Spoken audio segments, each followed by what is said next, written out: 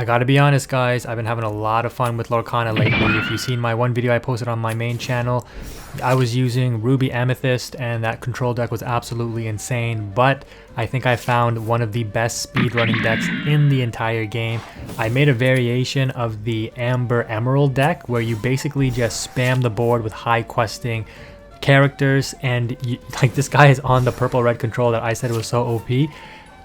He can't even keep up. This deck is absolutely insane. We're winning matches in like 3 minutes and stuff. I have some videos over on my other LORCANA channel.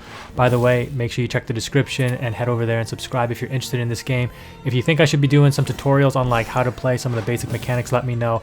I think I've already busted a couple of decks in this format already though for the first chapter. This, like I said, Amber Emerald speedrun deck is insane. The purple red or the Ruby Amethyst control deck that this guy is using, mine might be a little bit different, but this deck is also insane. That deck relies more on like a grind game and setting up control. It's really hard to beat in the grind game and late game, but this deck doesn't even let you get that far. You can see we're already at 12 and the opponent is still on 0. They can't even keep up with the amount of board presence that we have. Yes, they have all the card advantage, but we don't need that. You can see that they just scooped up because they realize, yeah, they're just out-quested at that point. So we're always opening the Lilo. That's what I really love about this game too, is that your resource management is so easy to do. You have a mulligan system where you're not penalized at the start of the game, and that's fantastic. So you can put back your high cost cards or your non-inkable cards and just look for those low cost cards, and that works really well for this deck. I mean, you can brick on some of your high cost cards, but we don't even play that many. That's why this deck is so consistent. I went on a 5-win streak with this deck, and the one weakness of this deck is what you see on the screen here. This opponent is on the steel, and the steel has cards that can deal like 2 damage and challenger cards that deal extra damage when they're challenging your exerted characters.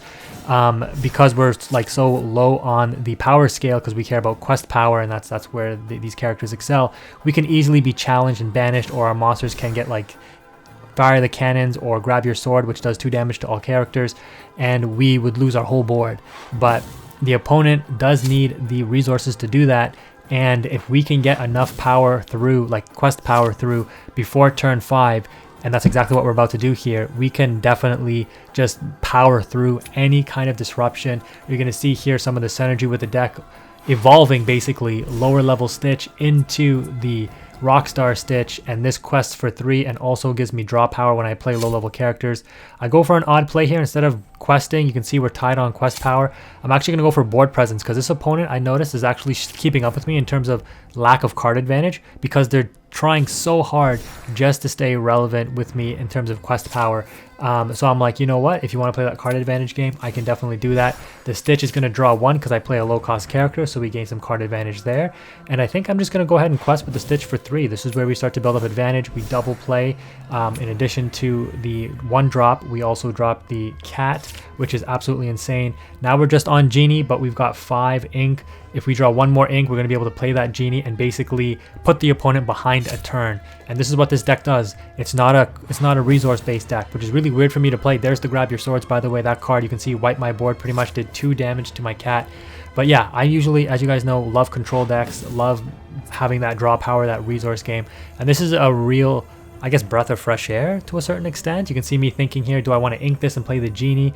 And this is probably the wrong play, but I go for it anyway. So Genie's going to go ahead and bounce the Jafar back to the opponent's hand, and that puts them behind a turn. We have 4 quest power on board, and Genie essentially has flying. It's called evasive in this game, but the opponent can't challenge my Genie unless their character also has evasive. And now they put their boss monster on board, the Teika, and this can easily take out my cat, because when you challenge my cat, if you banish it, which it will, my cat will banish your monster that challenged it. And so now I dropped the Moana, which was an insane top deck, because this basically guarantees me 5 lore next turn. So sure enough, they do take out the cat because they have to, and then they're going to lose their Teika as a result. They're going to gain 2 lore off the Teika, KOing my monster, or banishing it, I should say. They ink another one, and they play the Pot of Greed for 3. Usually you want to tap your monster to play that so you can play it for free. But the opponent has no board presence, and they were tapped out from last turn. So we quest for 5, and at this point, right, the opponent can't run into my Genie because it has evasive. There's nothing that they can really play unless they draw the Maui to challenge the Moana, and so I just win next turn. And sure enough, you can see here the opponent's on 4 lore, and they just scoop it up too, because this deck just turboed out on by turn 5 between both players. We just won the game.